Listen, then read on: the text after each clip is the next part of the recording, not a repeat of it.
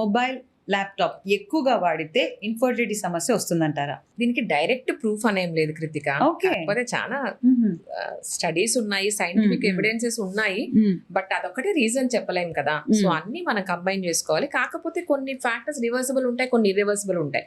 Reversible లో పెట్టుకోవచ్చు, laptop పెట్టుకోవద్దు ఏమవుతుంది, పాకెట్స్ లో మొబైల్ పెట్టుకోవద్దు. సో ఇట్స్ గుడ్ థింగ్ కదా. ఐ మీన్ ఏమవుతుందంటే పాకెట్స్ పెట్టుకోవడం వల్ల మామూలుగా ఎందుకు బీజాలు బయట ఉంటాయి జర్మ్స్ కి, టు కూల్ డౌన్. ఎందుకంటే బయట మన లోపల టెంపరేచర్ దానికి సరిపోదు. సో బయట ఉండి అవి చల్లగా ఉంటాయి.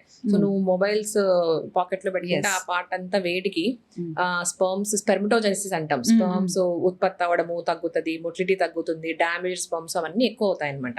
సో అదొక ఎఫెక్ట్ ఉంది. మొబైల్స్ అంటారా, ఆ మొబైల్స్ లో బ్లూ లైట్ ఉంటదండి. నైట్ చూస్తుంటే మనకు ఈ ఐస్ డ్యామేజ్ అవుతాయి, డ్రై అయిపోతాయి, స్ట్రెయిన్ అయిపోతుంది, డల్ అయిపోతారు, నిద్ర పట్టదు మీకు. అందుకనే మొబైల్స్ నైట్ 1 hour ముందు పడుకునే ముందు చూడొద్దంటాం. సో బ్లూ లైట్ ఎక్కువ డేంజరస్. అందుకనే సో బ్లూ లైట్ ఫిల్టర్స్ అని ఉంటాయి, అది పెట్టుకోవాలి.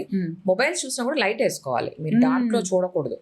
అదొకటి. మీకు మొబైల్స్ తో ఉంటే మీకు వైఫ్ అండ్ హస్బెండ్ బాండింగ్ కూడా తగ్గిపోతుంది, క్వాలిటీ టైము, సెక్షువల్ ఫ్రీక్వెన్సీ అన్ని తగ్గిపోతాయి.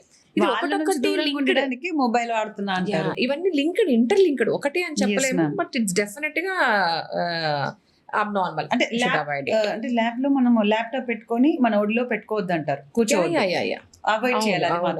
ఎక్కువ జెంట్స్ కి బీజాలు వేడి తగులుతుంది అంటాం. డ్రైవర్స్ కూడా కింద వాళ్ళు డ్రైవ్ చేసి బీజాలంతా వేడైపోయి వారికోసిల్స్ వస్తాయి, స్పర్మ్ ప్రాబ్లమ్, ఇన్ఫర్టిలిటీ అన్ని వస్తాయి. So they have to check.